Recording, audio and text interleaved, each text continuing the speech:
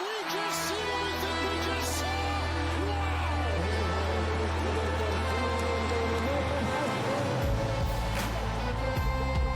Well, week one is in the books, and we're back here at the 4th and 1 podcast. As always, coming to you live from Lancaster, Lidditz, and Williamstown, PA.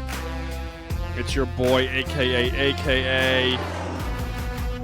Everywhere you get your podcasts, 4th and 1 podcast. That's everywhere. Except for TikTok, which is 4th and 1 pod. Obviously, get this out of the way. Subscribe, like, comment down below. I think you guys made your picks last week. I want to hear them again this week. We'll start it off at the top. Comment down below who you got for the Wyoming-Idaho game. That's just the one I have right here. Idaho is at Wyoming, and it's 3:30 p.m. on True TV and Max for those of you who care in the Midwest. We had quite the weekend. Micaiah, Robert, and I watching all of the college football we got our hands on. A couple of notable upsets, a couple of good games, lots of blowouts, and really the one that we care about just to start us off on the top is UTSA beat Kennesaw State 28-16, which means they are 1-0 in their Owl Gauntlet. One of the things that I wanted to look up today, that if I came more prepared, I would have been better with my life, but I didn't. I forget who they're playing this week. They are playing, nope, that was last week. I think they're on to Temple this week. I think they have 2 Owls back-to-back. Anybody? Wow, 2 Owls back-to-back? I don't know. Just type in UTSA football schedule. No, they're on Texas State. That's right. They're one of my locks this week. Are they? Is that a spoiler alert? Yes, it is a spoiler alert. So Okay. there you go. The definition of a spoiler alert, but Spoiler alert for a little bit later in the pod. I'll let you know. We'll get there to get going. But we want to start, as always, on Thursday night. There it is. I'll take that one. Where unranked Colorado took on unranked, well, probably not unranked, but unranked in the FBS because they're an FCS school, North Dakota State. This game was in Boulder. We talked a little bit about this. This game finished 31-27 for those of you keeping track. Yes, North Dakota State did win plus the points. So if you were betting on that game, good job. You listened to us. This was not the only interesting game on Thursday night. There was an FCS school that beat an NAIA school like 60-something to 0. And the reason it wasn't more is because they shortened the second half to 10 minutes total. And I just wanted to throw that fun fact out there for you. That was Stephen F. Austin against North American University. But we're not here to talk about FCS or NAIA. We're here to talk about the Colorado Buffalo beating the Bison. Micaiah, we all watched this game, but we're going to start with you. I'll throw it to you first. What did you see? I thought Shedeur looked good. I thought Travis Hunter looked good. I thought their defense looked porous. And that's my take, ladies and gentlemen. No, yeah, it's pretty much as you said. Shedeur and Travis Hunter looked really good. We actually posted a clip the morning of that game, and we were spot on. We said that Travis Hunter would do something amazing, like catch a touchdown or an interception. He actually had 3 touchdowns on the night, each one with increasing difficulty.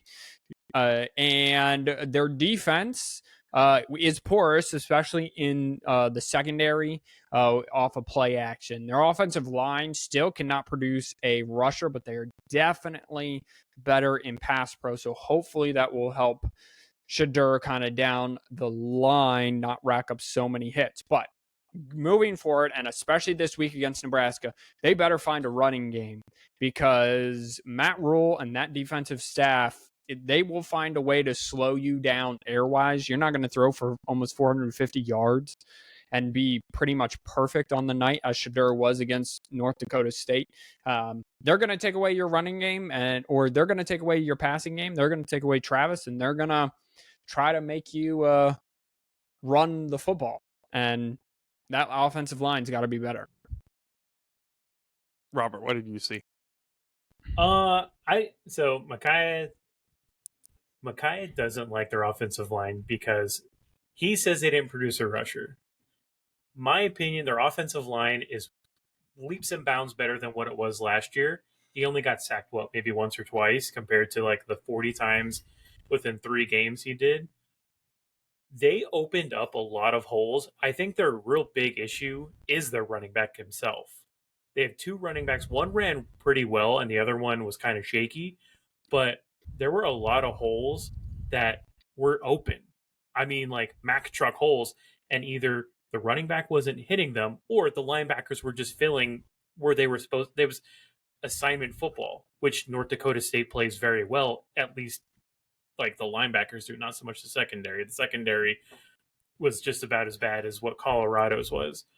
I think they'll be okay against Nebraska. I mean, we're going to sit here and act like Nebraska played a very great game, but it was, again, UTEP. They are going to have to run the ball better, absolutely, but I still think they're going to be able to throw perfectly fine against Nebraska.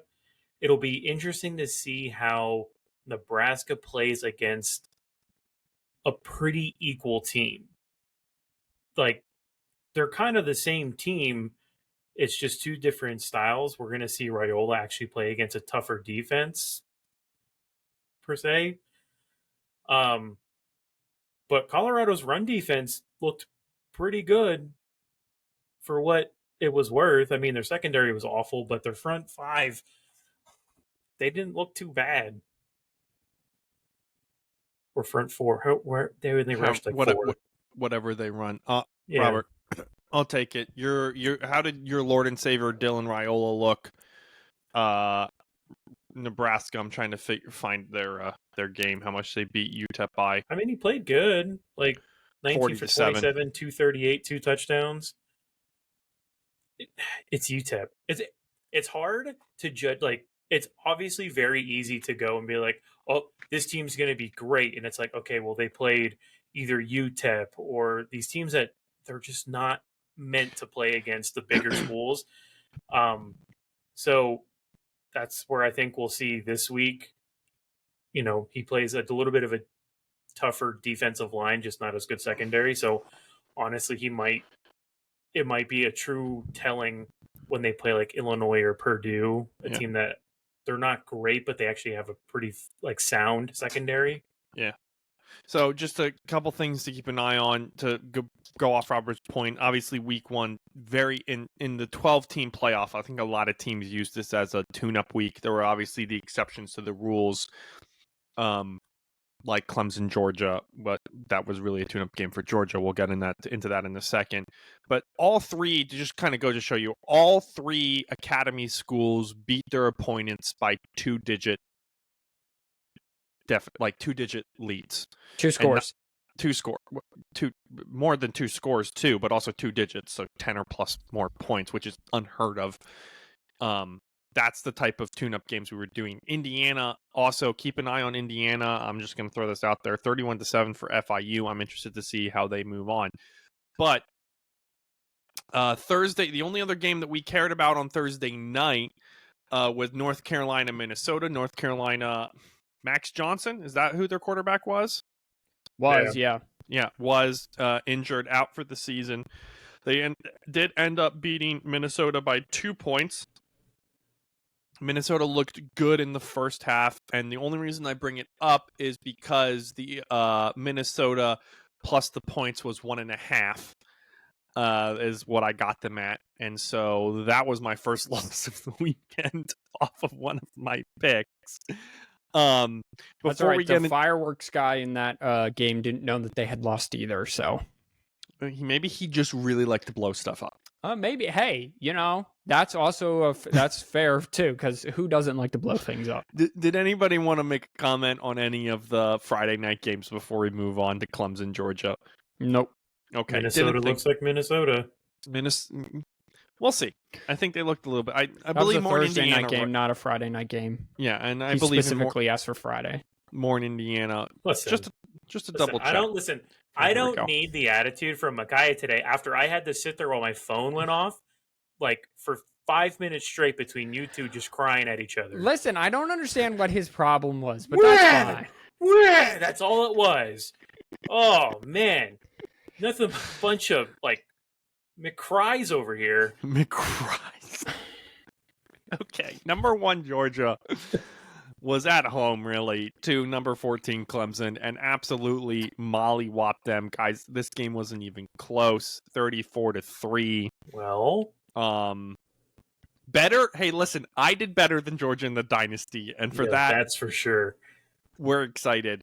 Guys, I'm dropping Clemson out of the top 25. They're not even in my power rank. They have to re-earn to me. They did not look at all put together. Everybody was saying that, everybody was saying, oh, they didn't get in the transfer portal. He doesn't need the transfer portal. This is going to be what it is. Carson Beck had his way with them. The offensive line looked more porous somehow than Clemson's offensive line looked more porous than in the video game. Robert, I think we watched a good portion of this game. I don't even remember what the games. That's how much football we watched this weekend. Is there any hope for Clemson? And then, second question, can anyone stop UGA with how good they looked? Well, let's not forget this game was only 6-0 at half. Like, this game was very much a toss-up, and Clemson's defense kept them in it. Their offense couldn't do anything, and Georgia's offense and defense, their offense couldn't do anything either, but their defense pretty much just kept the game close. And then the second half, I'm pretty sure Georgia just made adjustments. And Clemson just came out and was like, we're going to do the same thing. We're going to keep them stopped. But they made adjustments. Georgia came out and they just put the beat down on them. Yeah, I think certainly anyone can, not anyone. Okay, back it up. There are some teams in the SEC that I think are going to be able to beat Georgia. Clemson, they just got to figure out their offense. Their defense kept them in as long as they could. If Georgia scores a touchdown, if they score 2 touchdowns, it's a kind of a totally different game. Georgia's got to change their play style, and Clemson kind of has to do their thing. But yeah, Georgia's going to run into whether Alabama, Ole Miss, somebody whose offense is a little bit better and their defense is even remotely close to the same. You're going to have much closer games, much more firepower. So yeah, definitely. It was kind of rough to watch. A game that was on in the same time frame, if I'm remembering correctly, that was not rough to watch was the Virginia Tech Vanderbilt game. Now, remind you, ladies and gentlemen, Virginia Tech, the coolest thing about them is that they have, I think, an orange and black and white and maroon uniform, and they enter Sandman to the stadium, and the stadium always gets hype. Vanderbilt, the only thing they got going for them is their baseball team. And I can't even remember his name, and I feel bad for him, but they did a really good job in the offseason. First of all, they mostly finished their stadium. Only about a fourth of it has yet to be completed, so they were actually able to have fans and for them to actually do something. The other thing they did is they brought in what I wasn't expecting to make a change, he technically is an analyst title, but he was the head coach for New Mexico State, runner-up to the Conference USA last year. They brought in New Mexico State's quarterback, and they brought in New Mexico State's offensive coordinator. And if there is a team that wins night and day awards from last year to this year, it is the Vanderbilt Commodores, because they not only came back, but came back with swagger against Virginia Tech, beating them. I want to say it was a 24-17 game. I'll have to look that up here in a second. I think Go ahead. Their quarterback, Diego Pavetta, Thank you, Micaiah. threw the ball 16 times, completed 12 of them for 190 yards and 2 touchdowns. He also was the team's leading rusher with 26 carries and 104 yards and a touchdown. Talk about doing double duty. Diego Pavetta, for a team that everyone thought in Vanderbilt not much of, and let's flip it over. The Virginia Tech Hokies were returning 21 starters. They were kind of expected to be that dark horse for the ACC, possibly a dark horse for the college football playoff. Not anymore. Not after they go down to where Nashville, I guess that's where Vanderbilt is, and get an overtime out. Now, still a long way to go. And if Vanderbilt is a bowl eligible team, this is actually a really good loss for the Virginia Tech Hokies come the end of the year. But Diego Pavetta, I mean, putting your body on the line, dude, he was 6 times for $104. He was the leading rusher total in the game. Yeah. Kenron Drones, who's the Virginia Tech quarterback, threw for 322, again in the overtime loss. But I think that was the surprise to me of, like, from a team perspective, of a team that looked totally different than they did last year. Virginia Tech was a glorified FCS program last year, and you bring in 3 guys and you turn it around, because I think it was the coach's second season. I looked it up. Anyway, not really what we care about. We care about West Virginia, Country Road, Sacred Home. Micaiah, you were really high on West Virginia this year. Oh, 9-4, sneaky 9-4, 9-4.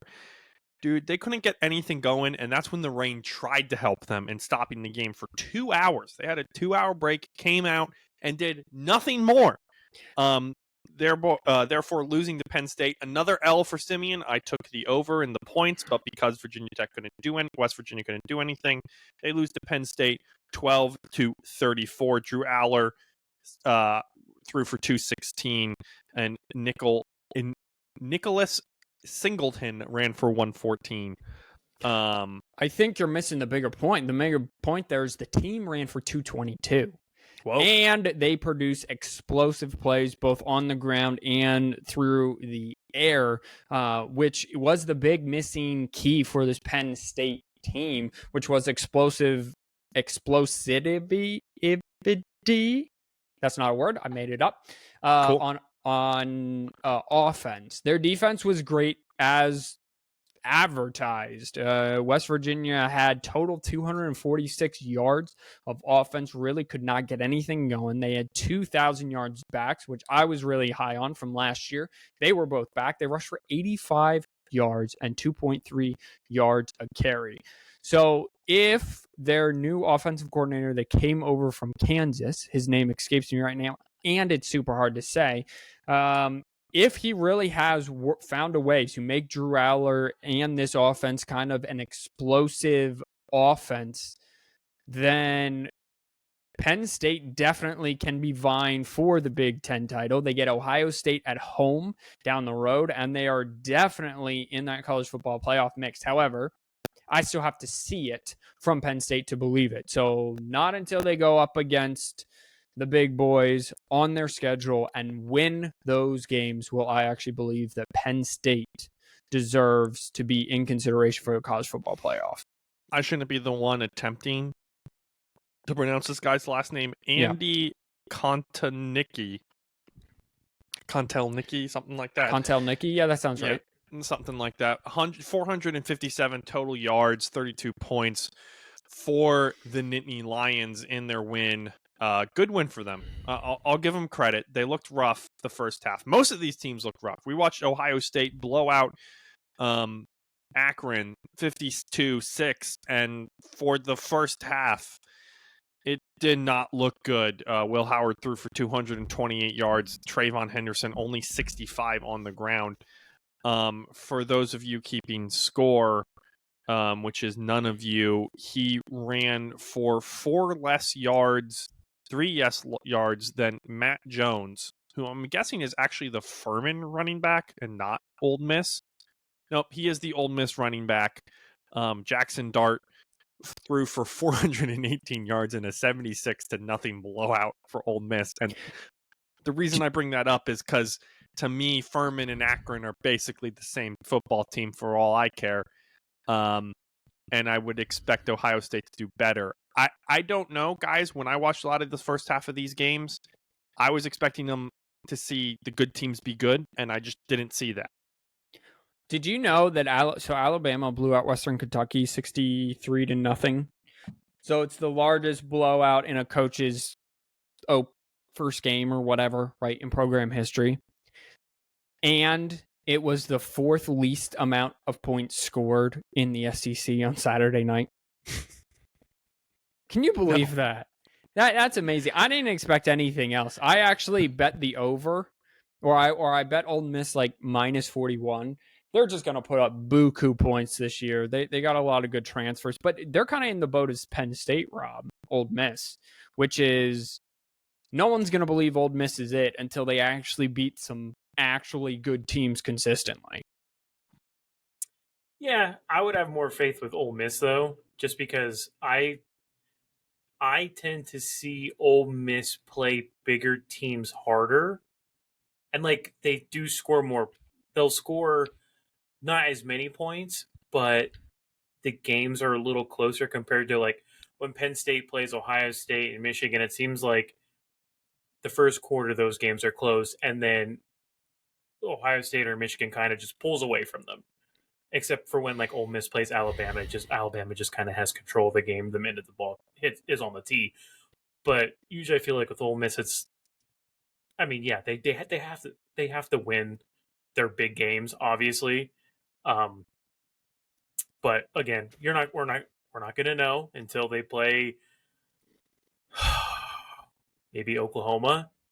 This is Ole Miss. They'll play LSU first, but all LSU needs to fire Brian Kelly. So I would say the biggest one will be Oklahoma. You're already getting rid of Brian Kelly, huh? Listen, then I'm getting rid of Brian Kelly. I'm getting rid of Norvell. Who do you want to talk about first? Because you just transitioned us into either one of those games. He's teetering on Sharon Moore at this point. No, I'm okay with Sharon Moore. No, okay. No, we're not going to do Michigan yet. We'll get into them later. I told him we're getting into them later. State first because they are the most popular dumpster fire right now. Okay. Right now, sure. The most popular dumpster fire is the Florida State Seminoles, where they lose to Boston College 28-13 Monday night. That's last night as we're recording this on a Tuesday. DJ U, I'm not going to try it. We're done. 227 yards and with only putting up 13 points. For those of you keeping track, Georgia Tech is currently on top of the conference with one conference win and 2-0 overall. So technically that puts them, even though SMU also has 2 wins overall. FSU sucking, everyone saw that coming. Just kidding. No one saw that. No, some people did. But I didn't think they were going to suck this much. And I'll let Robert talk about this since he seems to have a rant about Norvell. But I just want to say something funny. How bad is actually Georgia Tech if they got FSU away from home and they needed a game-winning field goal to beat them? Boston College walked down to Florida, cramping all night. Every 5 minutes, a player was on the ground cramping in quotations. And they blew them out. So how actually bad is Georgia Tech? We're not talking about the right thing here. Here would be my defense for Georgia Tech. It was your very first game, which we see all these other teams have struggling in their first game. Right. Also, they had to fly over to Ireland to play. So go ahead. No, I was just going to say, what did even Georgia Tech do on Saturday? They beat Georgia State, I believe. Sorry, I just closed their tab that I had open. Robert, what's your rant on 12. Norvell though? Thank you. How do you lose? First off, how do you lose to Georgia Tech and then go, okay, guys, I don't listen to the 4th and 1 podcast, but these guys over here are saying that Boston College might outmuscle us and run the ball down our throat, and their quarterback might run the ball a lot. So we should probably watch out for this. And then the game starts, and Boston College out muscles them and runs the ball down their throat. with their quarterback. And then, well, yeah, like for First Christ's play sake, of the game. Norvell, Yeah. like you have to hold. Like, there's no way that any person, if Florida State right now is saying, "Yeah, this guy's still our guy. This guy is still our guy." We beat the ACC. We won an ACC championship when the ACC was at an all-time low, and now we lost our first 2 ACC games, effectively knocking us out pretty much of any playoff chance, and really puts us behind the ball when it comes to the ACC championship, because now you have to hope that Miami, who just looked like world beaters against Florida, like, you have to hope that they just fall off. You have to hope that everyone falls off now. But and then Norvell comes out and says that, it's, his fault and all that stuff. And it's like, dude, I understand you're landing on the grenade for your team, but like, DJ's not your guy. He is not your guy. DJ 21 for is 40. bad. 21 for 42, 272 yards. He had a QBR of 27.4, which I don't even know what QBR is. I just know that's not a good one. The biggest drop off, we have not seen a bigger drop off in college from Jordan Travis to DJ Uyunglele since the drop off of Trevor Lawrence to DJ Uyunglele. Yeah, pretty much. Oh, and look, the bad part is I thought Ouch. DJ, because DJ looked I thought he was okay the at answer. Oregon State. Yeah. He looked okay. Yeah, for sure. Yeah. But then he goes looked to all right. Florida State, and it's like he forgot how to be a quarterback. Well, also Florida State forgot how to run the football. They had Like, 21 total. They had 20, Good. 21 total yards on 8 carries. That's technically -5. So they really had 26 total yards. I'll give them. They averaged roughly 3 yards on the ground. Like, Their they should longest- not be their- throwing the ball 40 times. Their I- longest was a yeah. 13-yard run by DJ. I mean, meanwhile, Georgia Tech. I'm just looking at their game from Georgia State because I really wanted to see if they would have a letdown. They did not. They ran the ball 34 times for 225 yards, 6.6 a carry. So any team facing off against the Georgia State or Georgia Tech, Yellow Jackets, no, you're about to get a big dose of running the football, and Haynes King as well, because Haynes King had another 5 carries for 27 yards. Yeah, you threw the ball 41 times. What are you doing? You were running football team last year. You were running with defense, and then you would play action to Keon Coleman, and then Jordan Travis would make a play once a game that would make you go, Jordan Travis is awesome. So I don't know what exactly the plan was, but whatever it was through the first 2 weeks, it is just awful. I mean, that is awful. Just real quick, Boston College ran the ball for 263 yards. They ran the ball 52 times. That is the definition of knowing exactly what's coming at you and still not being able to stop it. So the best thing that ever happened to Boston College was Bill O'Brien's sons playing baseball for Tufts. That's all. That's all I'm gonna say. I didn't watch any of the games. I'm not gonna comment on it. The game that I did watch, though, however, I just saw Florida had a 38-game successful home opener win streak. It's a mouthful. It is a mouthful. Get rid of successional. They had a 38-game home opener win streak. There it is. They had the Miami Hurricane and Cam Ward, grown man Cam, as I'm going to call him, walk into the swamp. And the score does not tell you how much of a blowout this game was. 41-17.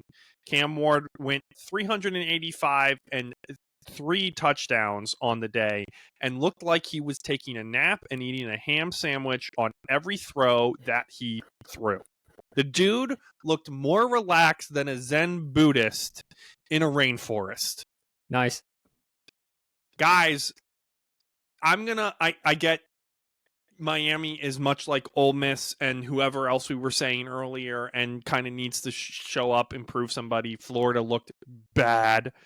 But I'm just going to call this now that Miami's going to win the ACC unless they fall off the face of the earth. because that is the best ACC team that I have seen. Yeah, they played complete ball. They played both sides of the ball. They played against a tough opponent. They played against a tough offense. Billy Napier is probably going to be fired at the end of the year if he keeps playing like he did. Week 5. Does he have the week 5? Is he Yeah. superlative? Yep. Okay. Yeah, he has my week 5. Simman, you nailed that analytic of the game, analysis of the game perfectly. Cam Ward, go watch Cam Ward highlights because there were some scrambles where he literally just jogged out of bounds. Like, the game is so easy to him right now, or at least was on Saturday. Me and Robert actually have another bone to pick with this game, and it is the fact that the announcers for 2 teams out of South Florida were just so hard up over how hot it was and asking both of these teams' coaches that are from Florida how they are going to deal with the heat. And both coaches were like, we're from Florida. It's not that hot. It was 91 for the record at game time. Robert. I don't even know if there's anything you can really say about it because that's like asking someone from Alaska, man, it's cold out here. How are you going to deal with the cold? Like, I don't know if it's just because they didn't know what else to talk about because the game was like exciting but boring at the same time because you just knew that every time Miami had the ball, they were probably going to score. Yeah. And every time that Florida had the ball, they were going to hold Miami to maybe 3rd and long 4th down, and then they were going to rough the passer. Because Florida's just an undisciplined party school. 261 total yards for Florida. Meanwhile, Miami had 529. So Miami, man, I'm on board at this point in time with how the other top quote unquote teams look in the ACC. It's Georgia Tech and Miami. Yeah, I can't. Maybe Boston College. We'll see what they do this week. Again, I don't think any of them really have any opponents. I'm gonna try to look it up really quick this weekend, but. Yeah, I can't say that about any other division, too. And the ACC has lost their argument for keeping Florida State and Clemson. However, those are the 2 teams that should want to stay in the ACC because no one else is going to want them. How bad they look. Georgia Tech takes on Syracuse. Boston College takes on Duquesne. Billy Napier, by the way, for all of those wondering what his buyout situation is, it's $26.7 million. To get him out of Gainesville. So Florida fans, you might have another year of this. And the best stat of day I saw, Robert, I don't know if you remember this. They fired Dan Mullins, right? And got Billy Napier. Dan Mullins had 3 straight 10 game winning seasons, like 10 wins, 10 wins, 10 wins. Yeah. Yep. And then he went, he won 8 games in his final year, and they fired him for this. So it's kind of like when Nebraska fired Bo Pelini. Do you remember that? Like, it was 9 games every year. They fired him because they couldn't get over a hump, and now they're stuck in eternal abyss. Yeah, exactly. Yeah. Let us not forget that I originally picked Miami as not like to make the playoffs as the ACC champions. Yeah. Before the game was even played. Way to be. I'm proud of you. Yeah. Come on. Good job, Robert. Yeah.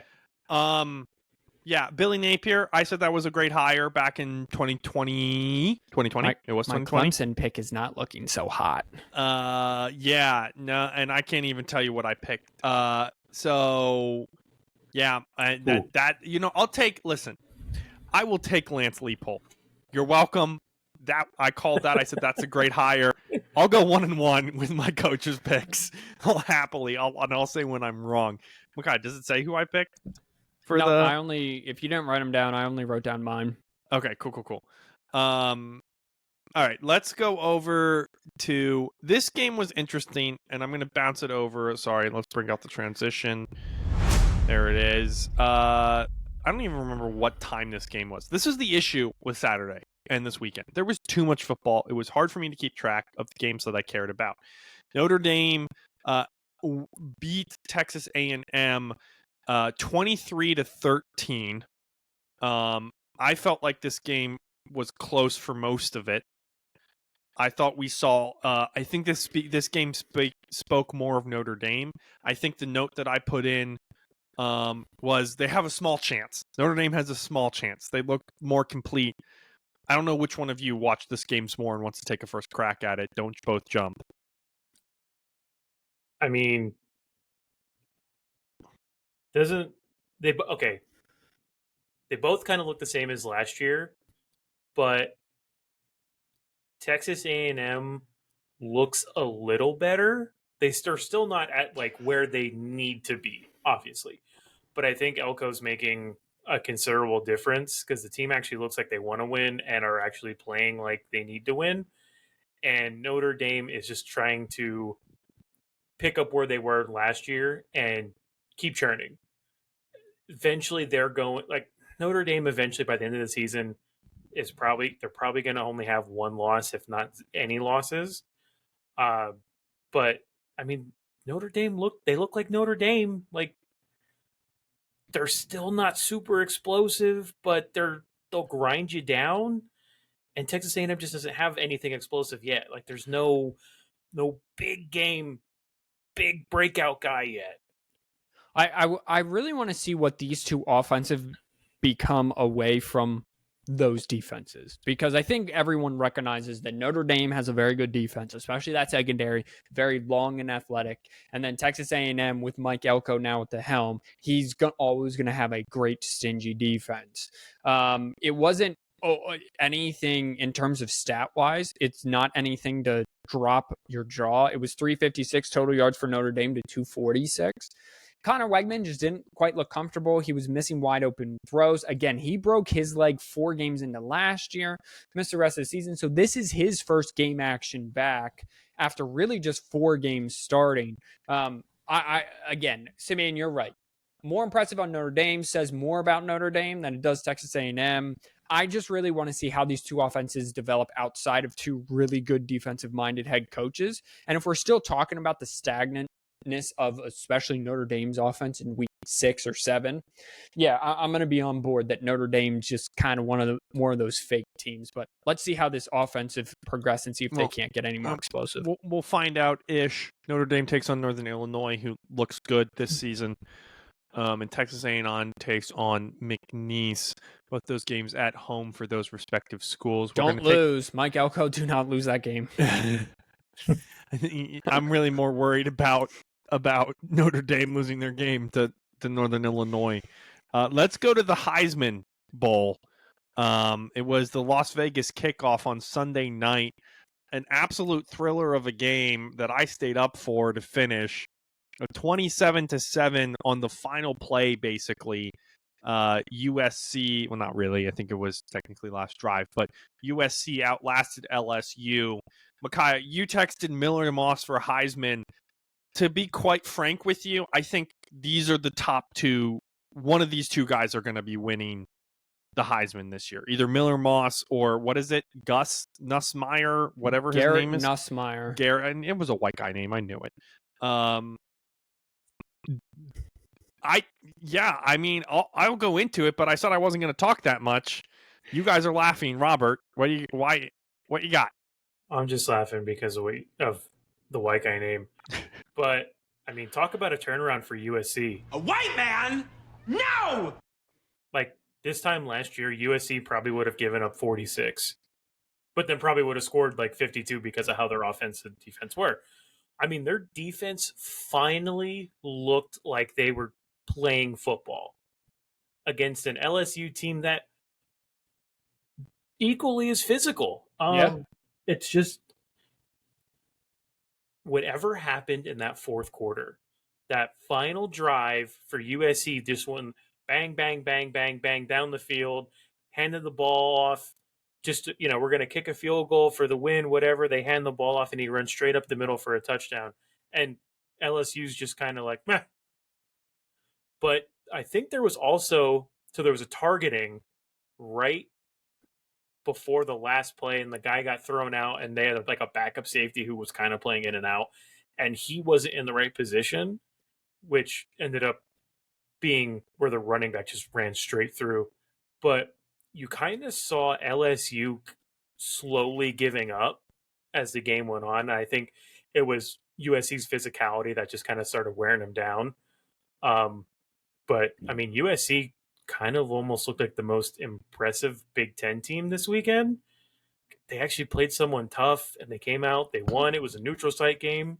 When the rest of the night games was like Oregon not handily defeating Idaho until the second half, and an Oregon team that was supposed to win the Big Ten and be all of this, and we saw Michigan struggle against Fresno State, which we'll get into next segment, and we saw LSU, UCLA almost lose to Hawaii. Yeah. USC looking like the best Big Ten team, I think, was a shock. If this was our national championship game, I wouldn't have been disappointed. That's all I'm saying. They were two very even teams. I have something on Oregon then, and at the end of what I'm gonna say here, total yardage 450 to 421, two very even. LSU was very undisciplined. Listen, they had 10 penalties for 99 yards, two of which came at the end of each half.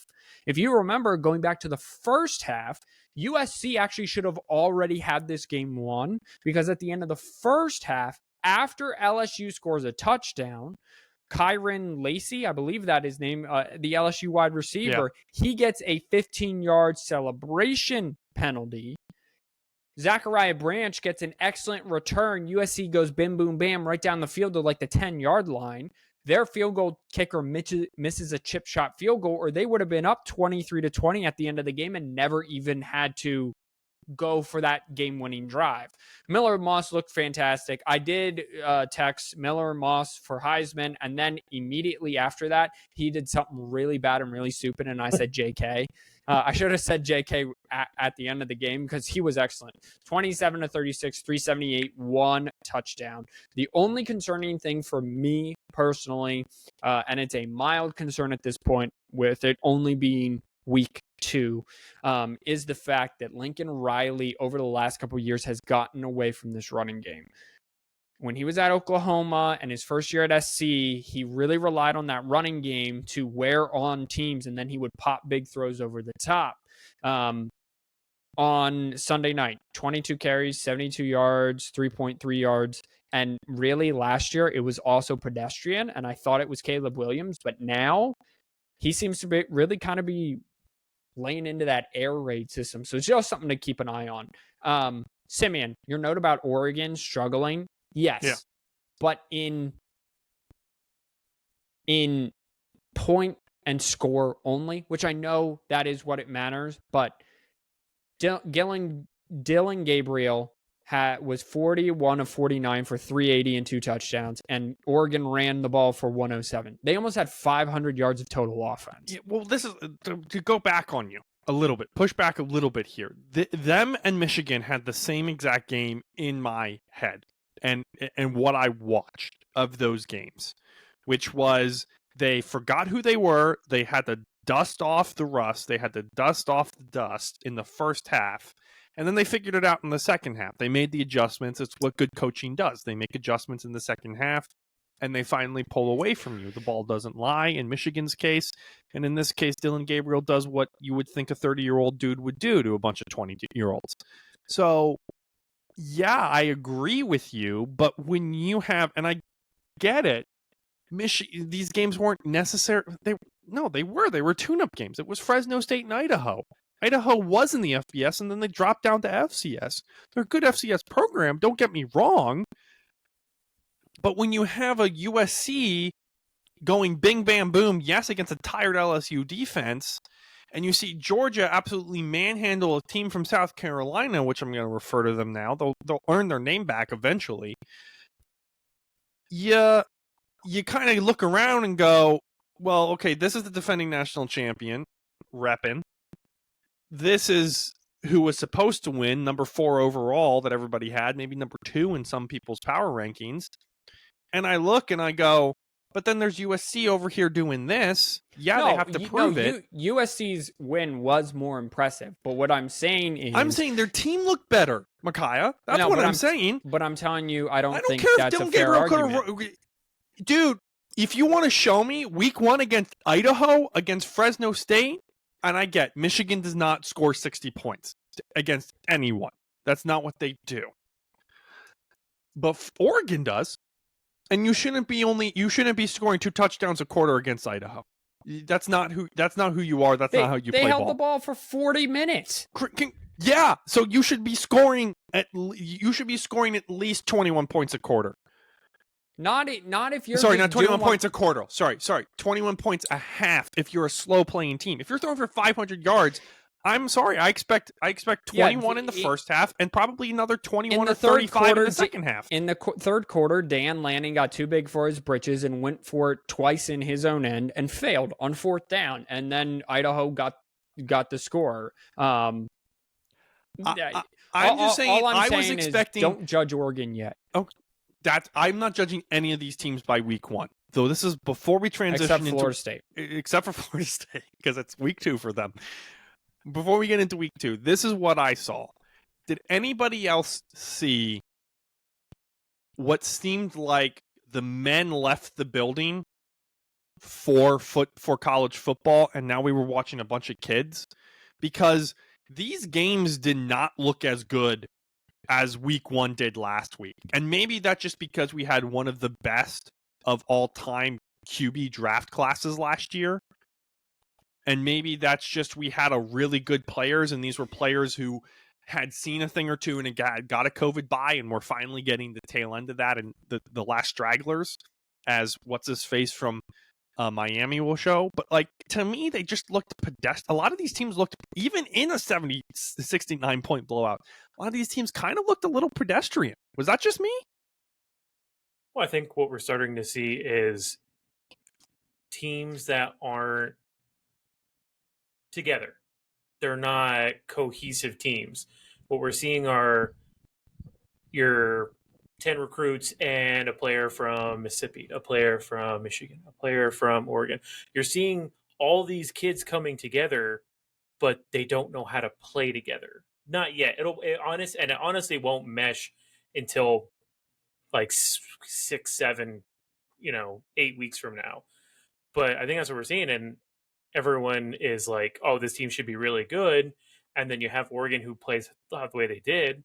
And it's like, whoa, hold on now. Maybe, they're not as good as what it was. But probably by week 6, week 7, week 8, that team's probably going to be just doing fine. But I think that's what we're seeing. And we're also seeing a lot of coaches not knowing how to manage that, because this isn't something that the coaches always manage. They're not managing kids or men who are here because they want to play for the maize and blue or whatever. They're here because you're paying them $2 million. So you're paying them 1.5. $25 million roster in Columbus. And we're going to go ahead and switch this over. We're 45 minutes into this and we still got 2 more segments. So let's jump over to week 2. Week 1 got us nice and excited. Week 2, not as much. Much like other things. Sometimes the second round isn't always as good as the first. Texas versus Michigan will lead us off the board. And the reason that we talked about them a little bit last time, they came up beating Fresno State. Refs in all games also need to shake the rust off. A lot of bad calls. There wasn't I didn't watch a game that wasn't ref balled to some point. And I want to now talk about one of the games that kind of was a little ref balled in a weird way, was the Michigan-Fresno State game. And now we're going to talk about Michigan-Texas. This game is the college game day. It's at 12. It's the big noon kickoff game. It's at 12. It's on Fox. Texas is currently favored by 7.5 points. Over-under is 42. Guys, I'm concerned. What about you? All I'm going to say is Michigan needs to find their offense, because in reality, that Fresno State game was a 15-10 game, if we want to be honest. Yeah. Because 9 of those points came from really long field goals, 45-plus yard field goals. That's not good. Dude, that kicker's good, though. Yeah, that's he's great. Impressive. He can be good as all as he wants, but that's not going to win us damn games. We got to put the son of a bitch in the end zone. Where was Donovan Edwards? This guy's already getting the college football 25 curse. Like, Nick, he's supposed to be this big leader on the team. Not that if it wasn't for Colston Loveland, like the number of times that we just had drives stall. Thank God we have a defense who's actually good. Like, I don't know if they just don't know what to do, the coaches, because we were so reliant on running the ball down everyone's throat that we're just like, well, let's just keep running the ball with Mullins. And then when it's not working, maybe we'll throw it to Loveland. Maybe we'll run a jet sweep to the strong side and just let them lose 5 yards. Just as long as we get past the 50 so we can kick another 50-yard field goal. I mean, that is a plan. Nick Mullins did look better, and I think carried the ball more than Donovan Edwards did in the Fresno State game. This is going against a Texas team that looks put together, to say the least. We saw Arch Manning throw his first touchdown. We won't see him. We better not see him in this game. That's all I'm saying. I think I think Michigan again still trying to figure some stuff out. The fact a lot of people just have to feel pretty good because a lot of people probably locked Texas in at -4 and now they're -7.5 after week 1. Put together is exactly the right word and exactly the term to use against it. This defense can only hang on for so long. So the offensive line was not impressive at all when that had really been the strength of our team. Some encouraging things, though. Davis Warren, when it was decision time and they let him throw the football down the field, he seemed to make the right route or the right read and the right throw, and it was on the money. The other thing to note that I am looking at a positive, when they had to have that last drive, it was 10-16. Michigan had to have a drive with about 7 minutes left. 4-minute drive down the field, 6 runs, 1 throw, touchdown. That reminded me a lot of 2023 Michigan. So let's just hope they can do more of that. And this offensive line can really gel together. But the defense is electric. That's an SEC defense on the defensive line there for the Wolverines. And is that? Oh my gosh, Robert, did you want to preview the game at all, any more than just your little rant that you went on? Michigan just has to show up. Show up and play your game. It is their house, so I hope they would show up. Because if not, Texas is winning by at least 14-21. Because, like Makai said, the defense is only going to keep them into the game for so long. Like, we either have to match their... If Texas scores, we have to match. We cannot kick a field goal. Like, we have to match, if not better. And I don't know if they can do that yet. Playing Texas week 2 is not ideal. It's not. We would have preferred them next week. I agree with you. Go Blue again. That game's 12 p.m. on Fox on Saturday. There are Friday night games, SMU, BYU, Duke at Northwestern. That game is one of their home games, putting that in air quotes, at their Division III stadium there in Evanston, Illinois. Another 12 p.m. game. Again, guys, not a huge good game. Want to give you a shout out. Tulane plays at ESPN. They're taking on 17 Kansas State. They're currently 10-point underdog. I really like that 10 points. Go ahead and take Tulane plus the points. Expect Kansas State to win the game, but I think Tulane will keep it more even than we think they're going to. But we're not talking about the Green Wave. We're talking about Because it's garbage. himself. We're talking about Woo Pig in Arkansas as Arkansas goes into Stillwater. That's awkward. To take on Oklahoma State. Oklahoma State is currently favored by 7.5. Over under is 62.5. First challenge for both of these teams. And that's just what it is. It's a first challenge for both. Ollie Gordon had 27 carries, Bucko 4. So not a great per average run there for Ollie Gordon. Alec Bowman, 25 of 34, 267 and 3 touchdowns. This is good measuring stick for gain for both teams, but especially for Oklahoma State. You got to take care of business against one of the quote unquote lesser SEC teams, mid-tier at best, I think, to this point. Hostile environment for Arkansas. So if they go in and get a win, it's over a 16-ranked Oklahoma State Cowboys. Cowboys want to win the Big 12, be in the college football playoff. You got to win this game against the Razorbacks. It's time for Arkansas if Arkansas wants to be considered a real team, I'm a real threat, boy. you know, if they want to get back to how they were before, where it was like, oh, okay, we're playing Arkansas this week. It's going to be a tough game. You know, this is a very good starting point. Take it to them, beat them on the road. Even if you lose and it's close, just don't get blown out and build off of everything. Just keep it going. You can really say that about both teams. True. There's a high chance here that Oklahoma State can get blown out at home. Okay, like everyone. That's the worrisome part because we saw it last year. Yeah. Like that is the most worrisome part about a team like Oklahoma State. Exactly. Yeah. So don't be Oklahoma State. You know, man up. Okay, State, don't okay State. Arkansas blew out University of Arkansas Pine Bluff 70-0. However, the quarterback only went 16 for 23. So, yikes, Bobby Petrino, anyone? Let's jump up to, I don't know what this rivalry is called. Where is this? It's Iowa Cyhawk.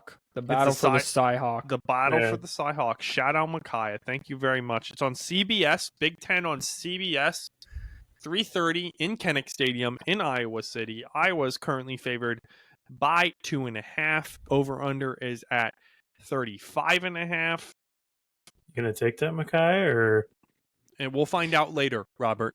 That's what we're gonna find out later. I'm just saying, hey, dude was sweating it a little bit with the last game. I just want to. Oh, the last game I took the under 40.5 Iowa and Illinois State, and let me tell you, on a fake jet zone power that Iowa ran on their second to last play of the game, almost went for a touchdown and almost hit the over for Iowa.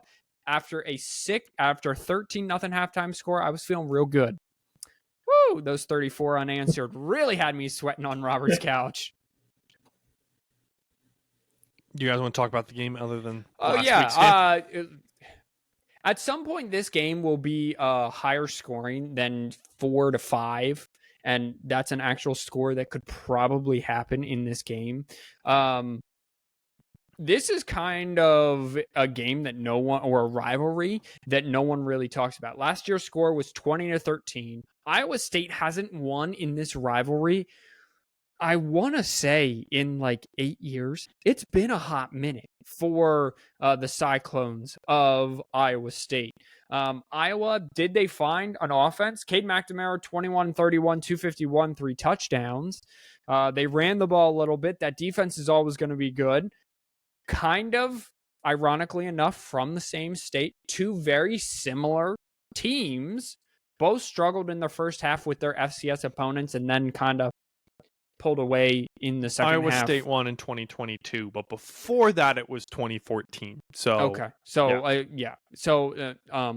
it's been a while. So this should be a very entertaining game. If you like tight ends and you like fullbacks, tune in to CBS 3:30 on Saturday to see the Iowa Corn Hawkeye Trophy, the battle for the Iowa Corn Hawkeye Trophy, the Cyhawk Trophy, like you said, Micaiah. University of North Dakota. That's who Iowa State said. And I would just remind everybody, I already said this in person, all the Michigan fans listening, remember in 2020 when we were going to fire Jim Harbaugh and hire Matt Campbell? Because, oh boy, did Brock Purdy and those and those Iowa State Cyclones look good. You're welcome. That we didn't.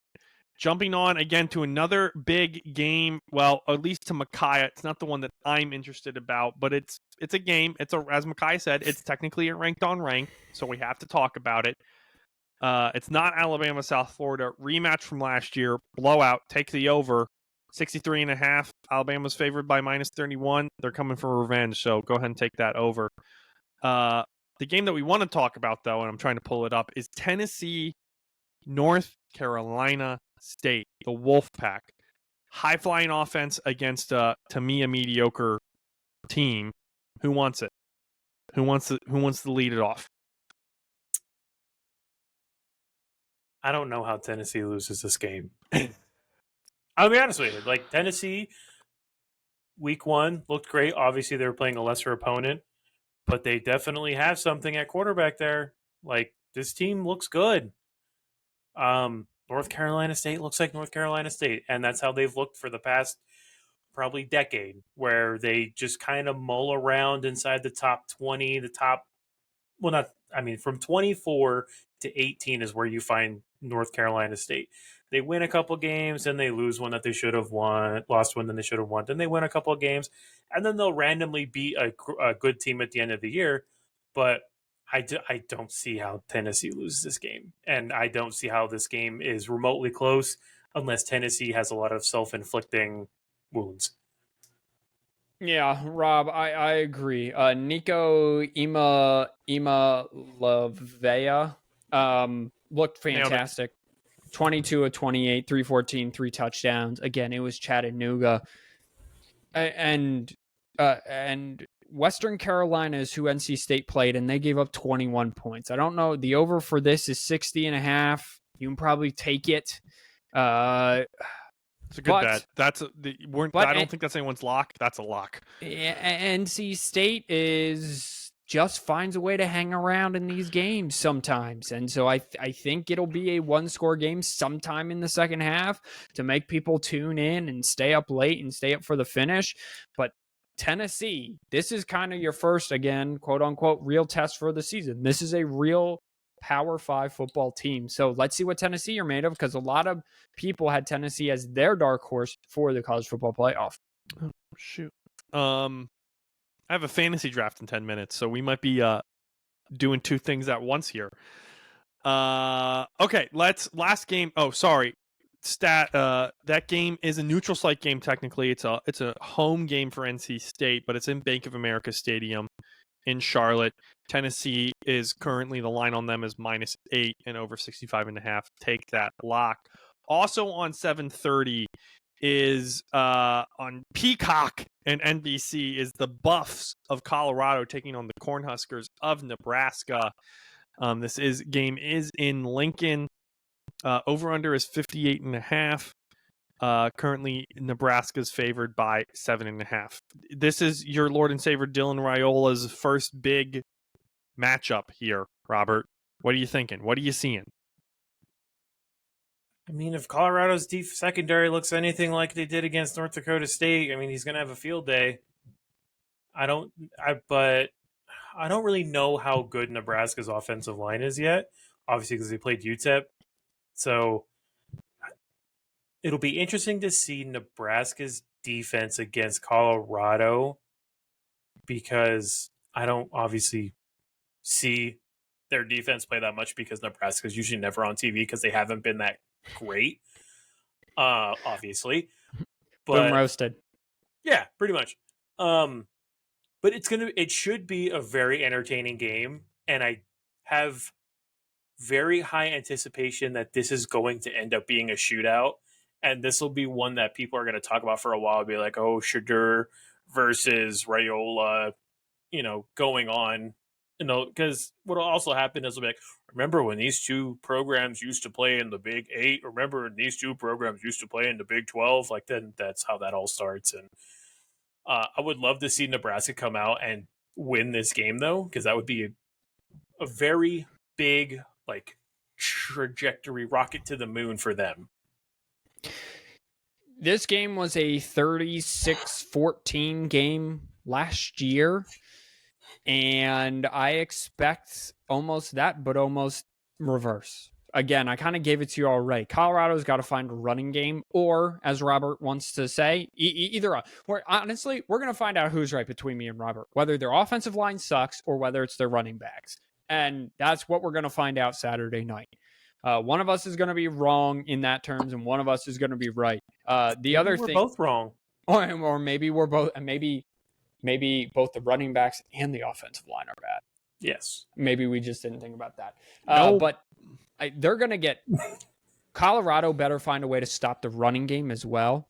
Again, granted, their front seven wasn't the issue on Thursday night. It was their back. But now Nebraska can throw. Last year, Nebraska could not throw, and that was very evident. And Colorado just had to stop the run, and they did. This year, you go ahead and stop that run. I think Dylan Raiola, in at least one game, has proven that he'll throw it over you and he'll baptize you and spinning that bean a little bit.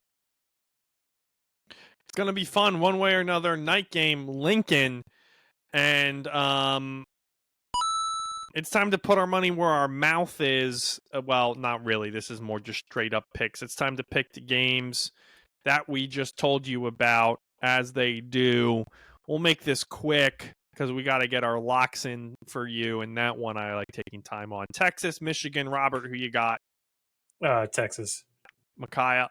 I also have Tejas. Yeah, make that trace for Tejas as they are going to take down the Wolverines, we think. We're going down to Stillwater, Arkansas, OK State. Robert. Oklahoma State.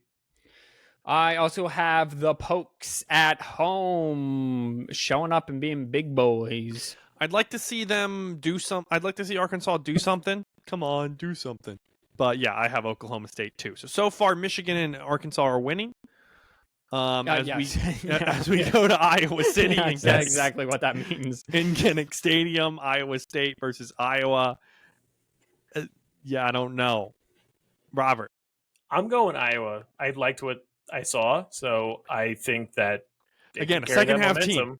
Yeah, a second half team. Scary sure. team. This is going to be just a one possession sort of game here, kind of slugfest a little bit. You maybe look up both teams mid-20s. Spoiler alert coming up in the locks later. I'm taking the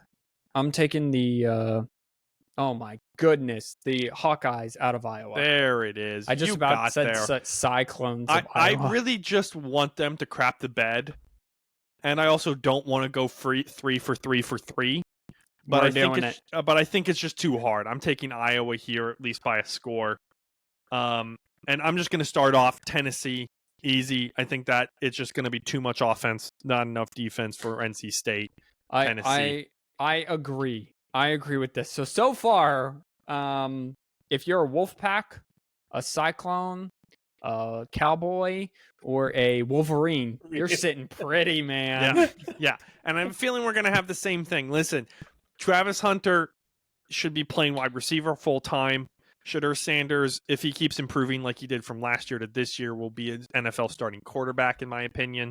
He looked very good. Micaiah, that's not how you spell Nebraska. It's not. But I think Nebraska's a more put-together team. Like Robert said, I just don't think Colorado has meshed yet. Maybe they will in the second half of the season. But up until that point, yeah, give me the Cornhuskers. It's at night in Lincoln. And when I was watching this game last year, I knew it was at the end of the game. I knew it was a home-to-home series, so I knew Colorado would be going back to their place. And right then and there, even before I knew they got Dylan Raiola, way before I knew, I said Nebraska's going to win this football game next year. And that's just how it is. It was a lot closer than the score indicated last year. I think it's kind of much of the same. Maybe Nebraska pulls away at the end. Yeah, Nebraska. Oh, we knew you were picking Nebraska. Yeah, I know. All right. I throw it in there.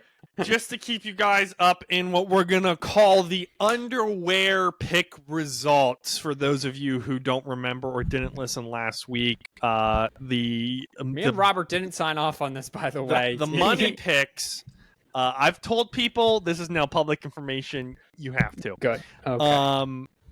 Like that guy who said he would eat dog poo-poo if Florida State lost to BC in week 2. Then they got down 14 in the third quarter, and he deleted himself off of the entire internet. He deleted Twitter, I would too, Instagram, man.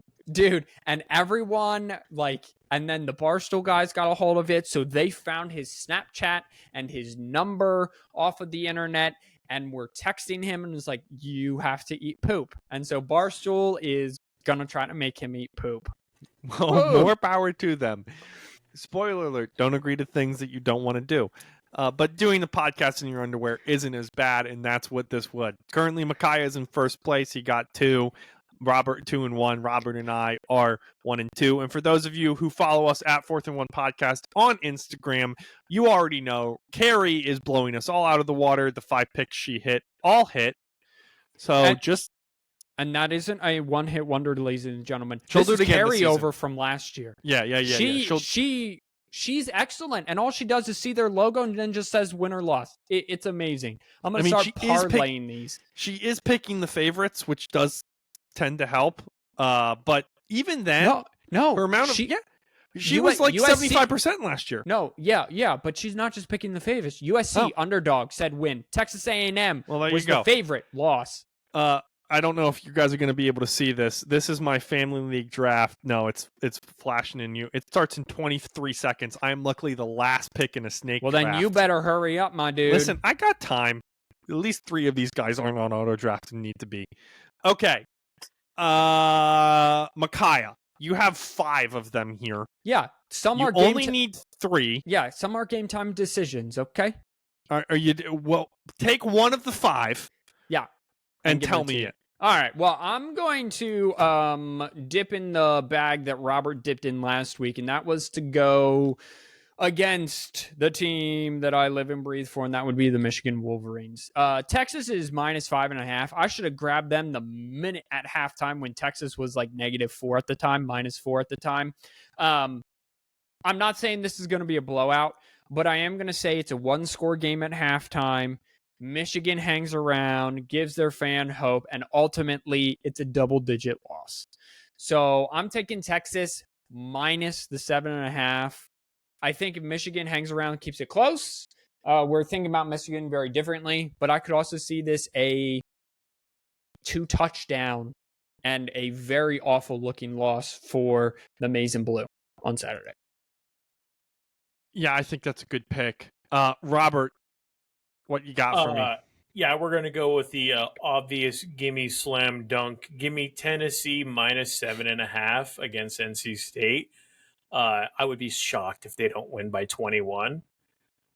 So yeah, go Vols. Wait, they're getting 7.5?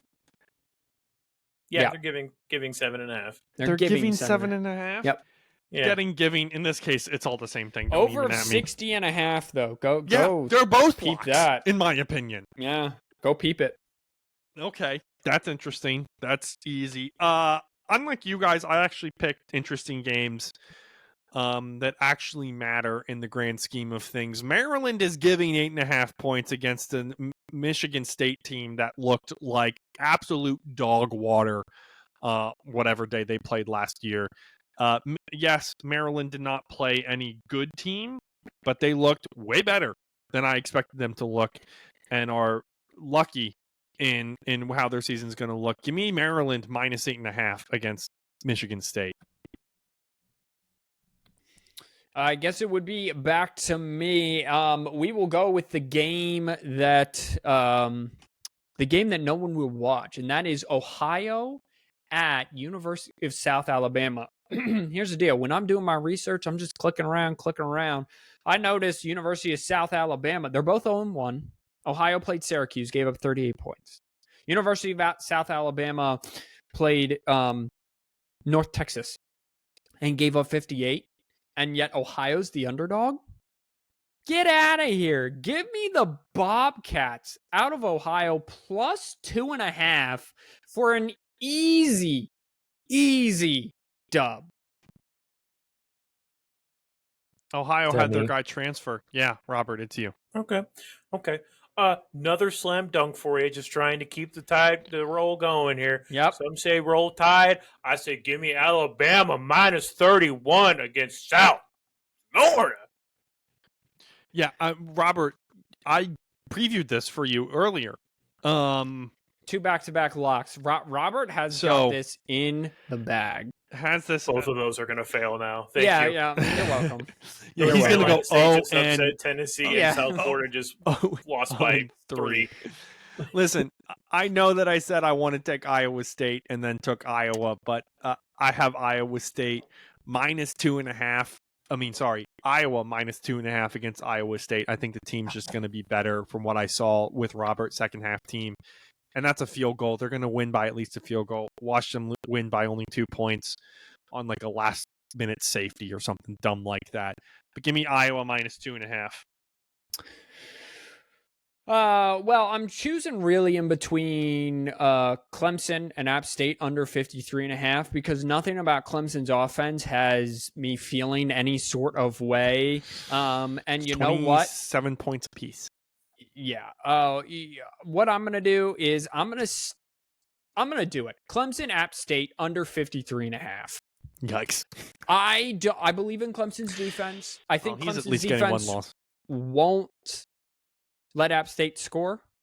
I don't think that Clemson's offense can score against App State's defense, and it's probably even not all that good, App State's defense. So under 53.5 is my last lock.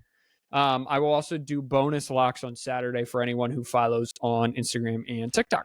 At 4th and 1 Podcast and 4th and 1 Pod, respectively. You're welcome, Micaiah. Robert.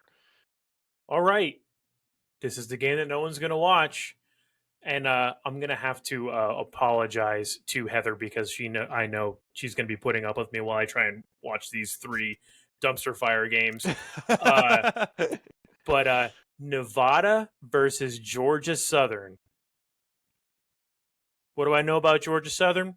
It's in Southern Georgia. You know what? Excellent. I also know that they got the train ran on them against Boise State. I think it was Georgia Southern. It might have been Georgia State. I don't know. It was Georgia Southern. You were right. Georgia school. Don't matter. Nevada is plus 1.5.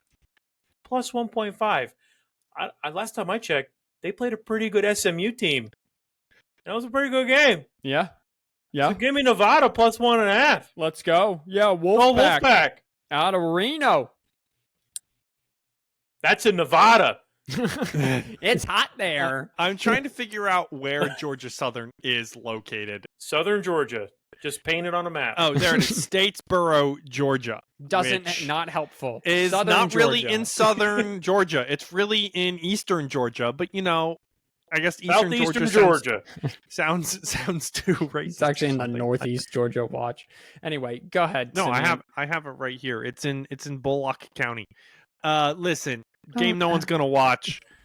Texas State was a sneaky good team last year, but I think UTSA after that, facing the first owl in the Owl Gauntlets are going to take down the Bobcats. It's UTSA +1 is what I had them locked in at. This game might go the opposite way. So if you can get them at +1, I'm taking UTSA. Do you know who UTSA's quarterback is this year? Owen McCown. Owen McCown. Give me the McCown clown himself to beat the Bobcats. I almost took that, by the way. That was almost one of my locks. Oh, by the way, Georgia Southern, Georgia, whatever, is actually mid-east Georgia. So it's literally That's what I just said. Did you not listen to a single word I said? Middle of the state, east side. That's it. Well, you know what? Even more power to Nevada because these clowns don't even know what part of the damn state they're in. Fair enough. And because Simeon, I would assume, is picking in his fantasy draft, I will wrap things up. That will do it for the 4th and 1 podcast, as we were just going to sit there awkwardly. Remember to wash those hands because y'all are filthy animals. We'll see you next week to recap week 2 and preview week 3. Bye.